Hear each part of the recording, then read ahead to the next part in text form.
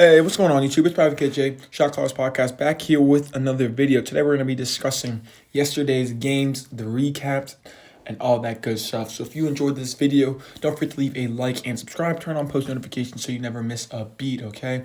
I am very aware that the Thunder team has already started, but don't worry. We're going to get this video up, and we're going to get today's games up. But without further ado, let's just get right into it. There's nothing really for me to announce other than I guess me leaving in 2 weeks. Wow, closer than I thought. All right, maybe, yeah, 2 weeks. Wow, that's awesome. Two and a half, I'd say. But first up though, we have the Knicks versus Thunder game. I didn't really watch too much of this. I just want to say shout out to the Thunder for losing again, because then Brendan's going to owe me another $20 once the Wizards pass them in record, because we made a wager that the Wizards would be better than the Thunder and Thunder would be better than the Wizards. $20. It's just $20, but it is what it is. Thank you for paying me money. Next up though, we have the Raptors and the Hornets. Now, this game I truly just felt bad for Toronto. I mean, bro, they're down players and staff members because of COVID, bro. Like, their bench was barely filling. I'm pretty sure they only had like 9 or 10 players or something like that, right? And I'm sitting there and I'm like, wow, like, what is going on, bro? Like, you just have these like random players who don't typically get minutes.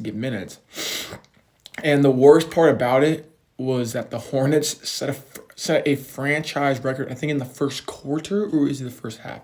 I don't remember. It was one of those two, and 3-pointers made. It was ridiculous. Like, they were just not missing. Now, albeit though, in the first quarter and actually, honestly, now the first half, the defense was really poor. Like, as much as that you want to say, oh well, they were hitting their shots and all that stuff, bro. There were a lot of times where the Hornets would push the pace, because that's the type of team they are. They're young, push the pace kind of type of team.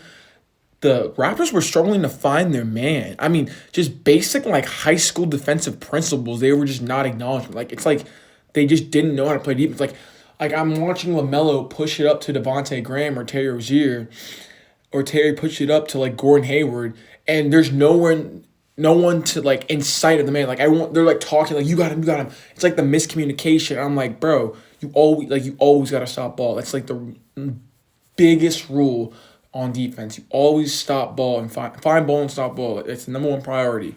And they just weren't doing that. And like, they're just wide open threes. It was bad.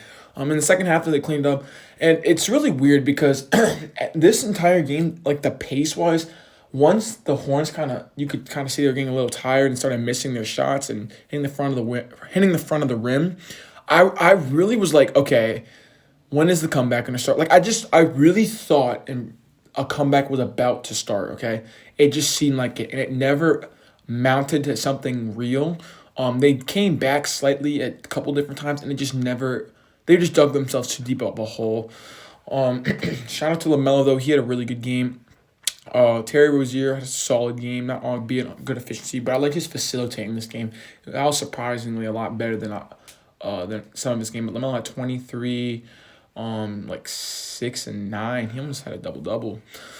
Gordon Hayward had a really solid game, though. Kyle Lowry was just in his bag this game. Like, he really tried to do as much as he could for the team, albeit only on 19 points. He didn't like go off, but you could tell he was just doing everything. He was a pit bull on defense, rebounding, facilitating. It was just a tough game for them. DeAndre Bembry, though, at least ended up just for a little bit for his role.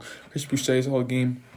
A guy named Paul Watson. I actually didn't know much about him until I looked him up this morning. He had a solid game too. My GOAT, Yuta Watanabe, solid production. It's just difficult when you're missing half your roster, so it is what it is. The thing is, though, in their last 4 games, the Raptors are 0-4, and I'm a little nervous for them just because they're starting to dig themselves like a hole. And albeit that the East is not that good, it's starting to get close. Like, it's a true race for those bottom seeds, and I'm getting a little nervous for the Raptors. Obviously, when they have a fully healthy team, they're the better of like those bottom feeders, but they need those guys back. They need them in their coaching staff. Next up, though, the game I really want to talk about, the Wizards versus the Bucks. All right, rant time, baby. let's get it. You guys haven't heard me talking about the Wizards because they started turning a little bit of a new leaf. Yeah, it's time to talk about the Wizards. You guys know I'm going to talk about. So let me start with the Bucks first. Chris Middleton not shoot the ball that well. Jrue Holiday not shoot the ball that well. But if you actually watch the game, Jrue Holiday in the fourth quarter did his thing, albeit that he was not good for basically 3.5 quarters. Last 6 minutes of that game, Jrue Holiday was going to work. He was hitting tough shots, playing great defense. He was doing his thing in those last 6 minutes of the game. So shout out to him. Giannis, I don't know what the hell happened. He was just like not passive. He was just like what his impact wasn't exactly like. It wasn't truly felt in the first half. Then something just clicked and he just started dominating. I mean, he finished with 33, 11, and 11. He was just cooking that. Pat Connaughton, solid minutes on the bench. Probably Portis, 14 points. I'm sorry, solid production. And Bryn Forbes hitting some shots, albeit on not great efficiency. He hit some nice shots in the third quarter. Yeah, no, it was just really weird. This game should not have been as close as I thought, and I'm gonna get to the point on why it was as close.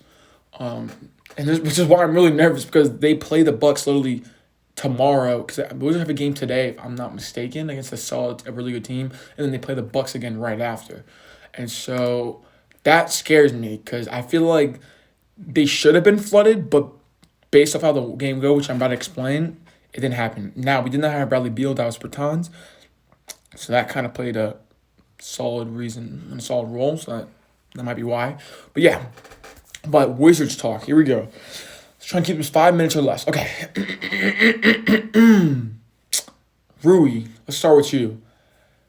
Amazing game from Rui, okay? 29 points, 3 steals. Oh, my. Like, 11. This is what frustrates the hell out of Wizards fans because Rui, this is why we need a new coach. Rui could easily take the next step to being the third superstar on a team. Like he has all the tools to do it now. Okay, the health concerns sometimes still are there, but his mid-range game is there. He's a solid floor spacer. He can shoot the 3 ball well enough. A solid finisher, a versatile defender.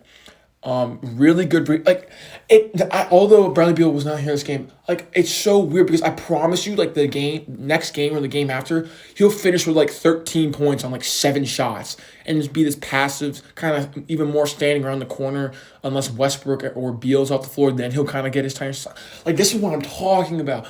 Rui can do it. He proves these spurts that he can be this third superstar and actually be real just a consistent 20 a game, but he just isn't.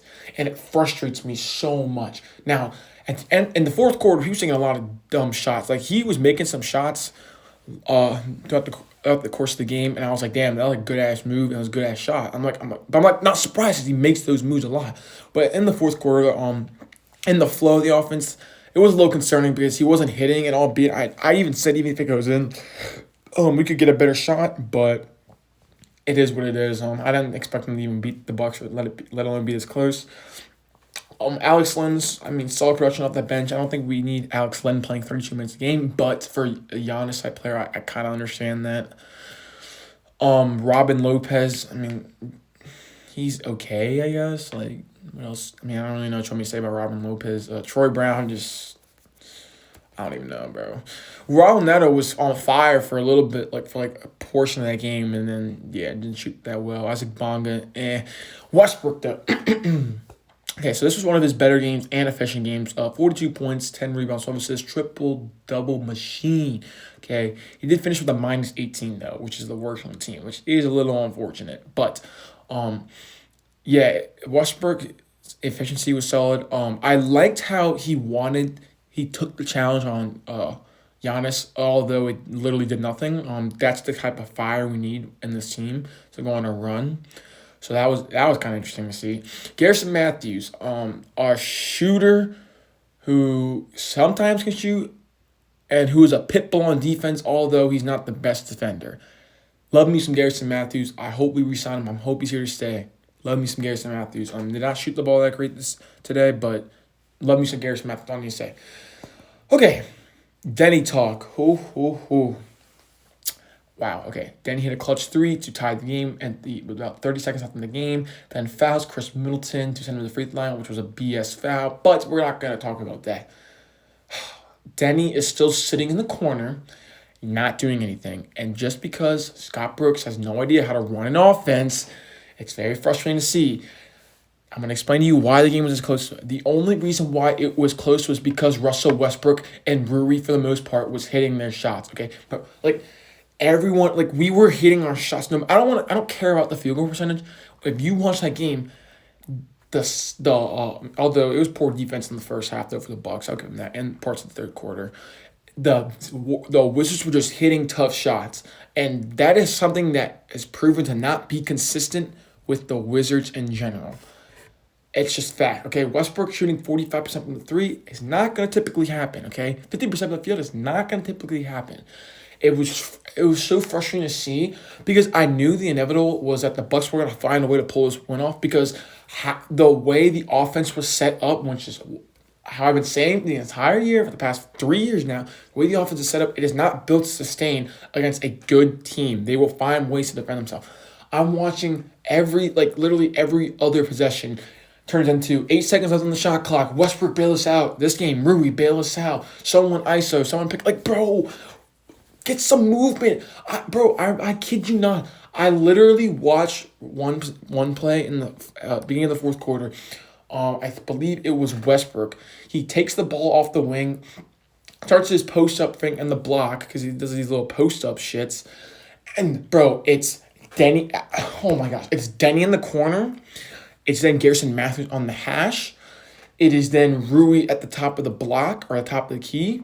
And then it's Alex Len sitting on the opposite block. And I swear to God, it was a full 6 seconds of him standing around. Although Westbrook didn't make the shot, I think. I was just like, oh my God. Like I said though, Beal, Bertans did not play this game. I swear to God, if we resign Scott Brooks, please fire Scott Brooks. I'm begging. I